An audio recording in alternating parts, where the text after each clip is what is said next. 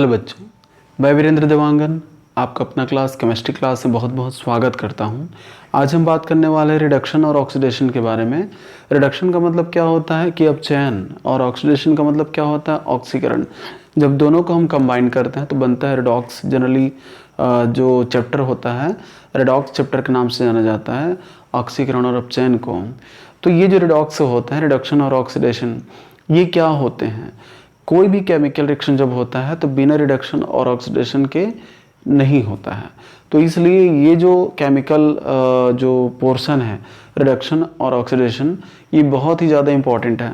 इसलिए आज हम बात कर रहे हैं रिडक्शन और ऑक्सीडेशन के बारे में, जो कि बहुत सिंपल तरीके से मैंने बोर्ड पे लिखा हुआ है। आप लोग साथ में नोट्स बनाइए ताकि आप लोग के पास एक इजी कलेक्शन हो और इजी तरीके से आप लोग इसका स्टडी कर सकें। तो देखते हैं रिडक्शन और ऑक्सीडेशन किस तरह से होता है, क्या होता है। सबसे पहले मैंने एक केमिकल रिएक्शन लिखा हुआ है। जिंक कॉपर सल्फेट से रिएक्शन करता है, तो यहाँ पे जिंक सल्फेट बनता है और कॉपर बनता है। ठीक है, तो यहाँ पे जिंक जो है ये सॉलिड फॉर्म में है, यानी इस पर किसी प्रकार का प्लस नेगेटिव नहीं है, कोई चार्जेस नहीं है, ये सॉलिड फॉर्म में है। लेकिन कॉपर सल्फेट एक्वस फॉर्म में है। यहाँ पे कॉपर में क्या है, 2 पॉजिटिव चार्जेस हैं। ठीक है, यहाँ पे जब जिंक कॉपर सल्फेट से रिएक्शन करेगा तो जिंक क्या करेगा, सल्फेट से रिएक्शन करके जिंक सल्फेट बनाएगा। क्लियर है? अब ये जो कॉपर है ये कॉपर सॉलिड में चेंज हो जाएगा। मतलब ये कि इन्होंने इलेक्ट्रॉन दिया, इलेक्ट्रॉन दे करके सल्फेट से रिएक्शन किया तो कॉपर सल्फेट जिंक सल्फेट बन गया, और जब इन्होंने इलेक्ट्रॉन दिया था तो उस इलेक्ट्रॉन को कॉपर ने लिया और कॉपर सॉलिड फॉर्म में चेंज हो गया। तो चूंकि यहाँ पे क्या हो रहा है, पॉजिटिव चार्जेस जो है कॉपर का वो समाप्त हो रहा है, वो पूरी तरह से खत्म हो रहा है। ठीक है, तो इसका मतलब ये हुआ कि कॉपर रिड्यूस्ड हो गया। ठीक, रिड्यूस्ड हो गया रिएक्शन के दौरान, केमिकल रिएक्शन के दौरान। लेकिन रिड्यूस्ड किसके कारण से हुआ, तो जिंक के कारण से हुआ, इसलिए क्या बोलेंगे, इसको हम रिड्यूसर बोलेंगे हम। और ये जो कॉपर सल्फेट है इसके कारण से जिंक पर क्या हुआ, ऑक्सीडेशन हुआ, जिससे वो ऑक्सीडाइज्ड हो गया। क्लियर है? तो जिंक ऑक्सीडाइज्ड हुआ किसके कारण से, कॉपर के कारण से, इसलिए कॉपर को हम क्या बोलेंगे, कॉपर सल्फेट को ऑक्सीडाइजर बोलेंगे। क्लियर है? तो जिंक से जिंक सल्फेट बनना ये ऑक्सीडेशन रिएक्शन है। ठीक है, यहाँ पे इस तरह से लिख दूं, ये ऑक्सीडेशन, जबकि कॉपर सल्फेट से ये कॉपर का बनना रिडक्शन है। ठीक है, तो जिंक कॉपर सल्फेट से रिएक्शन करेगा तो जिंक सल्फेट बनेगा और कॉपर बनेगा। तो ये एक क्या है, रिडॉक्स रिएक्शन है, रिडक्शन और ऑक्सीडेशन रिएक्शन है, जिसको हम कंप्लीटली क्या बोल देते हैं, शॉर्ट फॉर्म में रिडॉक्स रिएक्शन बोल देते हैं। तो इसको समझना बहुत ज़रूरी है कि ऑक्सीडेशन रिडक्शन क्या है, ऑक्सीडाइज्ड और रिड्यूस्ड क्या है, या ऑक्सीडाइजर या फिर रिड्यूसर क्या है। तो यहाँ मैंने लिखा हुआ है कि जो ऑक्सीडेशन है ये एक प्रोसेस है जिसमें जिंक सल्फेट में चेंज होता है। रिडक्शन क्या है, एक प्रोसेस है जिसमें कॉपर सल्फेट कॉपर में चेंज होता है। क्लियर है? जबकि ऑक्सीडाइजर क्या है, एक सब्सटेंस है, कॉपर सल्फेट। ठीक है, इसी के कारण से इसमें क्या हुआ, ऑक्सीडेशन हुआ। ठीक, इसलिए क्या बोले हमने, इसको ऑक्सीडाइजर बोला। फिर क्या है, रिड्यूसर, ये एक सब्सटेंस है जिंक, इसके कारण से कॉपर में क्या हुआ है, रिडक्शन हुआ है। ठीक है, तो कॉपर में रिडक्शन इसके कारण से हुआ, इसलिए जिंक को हमने क्या माना, रिड्यूसर माना हुआ है। ठीक है, जबकि ऑक्सीडाइज्ड, तो ऑक्सीडेशन के बाद कोई भी पदार्थ ऑक्सीडाइज हो जाता है, इसलिए हमने इसको क्या माना, स्टेट माना। जैसे कि जिंक से क्या बना, जिंक सल्फेट बना। ठीक है, और रिड्यूस्ड ये भी एक स्टेट है, जैसे कॉपर।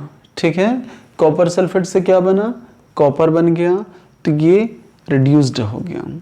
तो ये जानना बहुत ज़रूरी है कि ऑक्सीडेशन क्या है, तो प्रोसेस है, रिडक्शन क्या है, तो प्रोसेस है, ऑक्सीडाइजर क्या है, तो सब्सटेंस है, रिड्यूसर क्या है, तो सब्सटेंस है, ऑक्सीडाइज्ड क्या है, तो स्टेट है, रिड्यूस्ड क्या है, तो ये भी एक स्टेट है। इतनी सारी बातें रिडॉक्स चैप्टर के लिए जानना बहुत ज़रूरी है, रिडक्शन और ऑक्सीडेशन के लिए जानना बहुत ज़रूरी है। अगर ये चीज़ें आपकी क्लियर हैं तो आप किसी भी केमिकल रिएक्शन के लिए रिडक्शन और ऑक्सीडेशन प्रोसेस को आसानी से समझ सकते हैं, आसानी से लिख सकते हैं।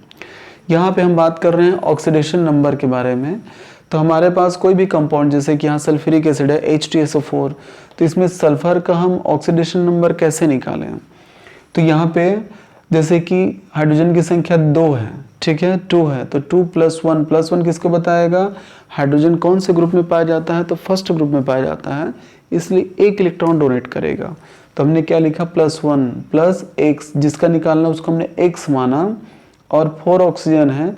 ऑक्सीजन जो होते हैं वो 2 इलेक्ट्रॉन एक्सेप्ट करते हैं, तो इलेक्ट्रॉन देना और लेना ये क्यों होता है? क्योंकि कोई भी जो एलिमेंट्स होते हैं वो स्टेबल होना चाहते हैं, अपने ऑक्टेट को, अपने अष्टक को कंप्लीट करना चाहते हैं, इसीलिए इलेक्ट्रॉन या तो डोनेट करते हैं या फिर एक्सेप्ट करते हैं। पॉजिटिव लगता है या फिर उस पर नेगेटिव लगता है। ये पिछले वीडियोज़ मेरे हैं, आप लोग देखिएगा, उसमें सारे कॉन्सेप्ट क्लियर हो जाएंगे। तो यहाँ पे जब कैलकुलेशन किया गया 2 + x - 8 = 0, तो x = 8 - 2 = +6, यानी कि सल्फर इसमें कितने इलेक्ट्रॉन डोनेट कर रहा है? तो 6 स्ट्रक्चर मैंने बनाए हुए हैं। यहाँ पे जो सल्फर है कि 1 2 3 4 5 6 बॉन्ड, मतलब 6 इलेक्ट्रॉन डोनेट कर रहा है ऑक्सीजन को, ठीक है। ये ऑक्सीडेशन नंबर है सल्फर का H2SO4 में। आप किसी भी कंपाउंड के सेंट्रल एटम का या किसी भी एटम का आप ऑक्सीडेशन नंबर आसानी से निकाल सकते हैं। अब हम बात करते हैं कॉम्प्लेक्स के बारे में अगले लेक्चर में आप लोग देखिएगा। इसी पे बेस होगा मेरा पूरा लेक्चर, कॉम्प्लेक्स पे, संकुल पे। पोटेशियम हेक्सासाइनोफेरेट, यहाँ आयरन का निकालना है, तो हमारे पास पोटेशियम क्या है? 4 है। जो पोटेशियम है फर्स्ट ग्रुप में होता है, हमें पता है। तो इस तरह से क्या हो जाएगा? 4 + 1 + x, आयरन का हमने x माना हुआ है, और Cn जो है ये 6 है, 6 - 1। Cn जो होते हैं उस पर 1 नेगेटिव चार्जेस होते हैं, तो -1। हमने जब कैलकुलेशन किया तो आंसर यहाँ पे कितना आएगा? +2 आएगा, ठीक। तो इस तरह से ऑक्सीडेशन नंबर निकाला जाता है, जो बहुत इजी है।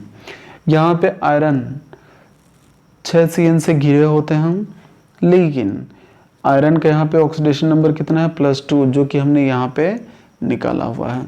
इसके बारे में समझना है तो अगला लेक्चर ज़रूर आप लोग देखिएगा, बहुत ध्यान से देखिएगा। बहुत इजी तरीके से बताऊंगा मैं कि कॉम्प्लेक्स कैसे बनता है, लिगेंड्स क्या होते हैं, प्राइमरी सेकेंडरी वैलेंसीज क्या होती है, सारी चीज़ें मैं क्लियरली उसमें कंसेप्ट आप लोग का क्लियर करूँगा, ठीक।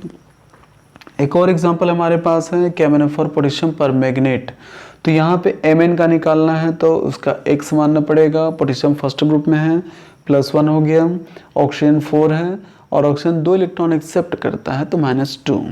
यहाँ पे 1 + x - 8 = 0, तो x का वैल्यू क्या हो जाएगा? +7। इसका मतलब पोटेशियम परमैंगनेट में जो मैग्नीज है वो 7 इलेक्ट्रॉन डोनेट करता है, मतलब 7 इसका क्या है? ऑक्सीडेशन नंबर है। 1 2 3 4 5 6 7, ठीक।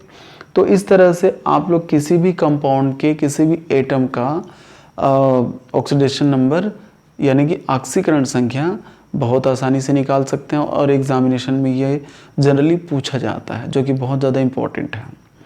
तो उम्मीद करता हूँ बच्चों ये आसानी से समझ में आया होगा। इसके नोट्स भी आप लोग बना लिए होंगे, और यदि समझ में नहीं आया हो कहीं भी कोई पॉइंट्स, आप लोग नीचे कमेंट बॉक्स में कमेंट कीजिएगा, ताकि आसानी से मुझे आप लोग के कन्फ्यूज़न या डाउट्स समझ में आए और उस पर मैं अलग से वीडियो बना सकूं या आप लोग को इंडिविजुअल नोट्स भेज सकूं।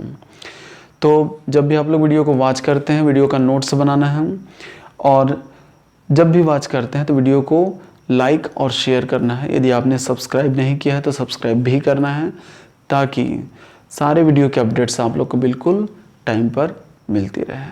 तो इसी के साथ बच्चों आप सभी को good luck, take care, thank you.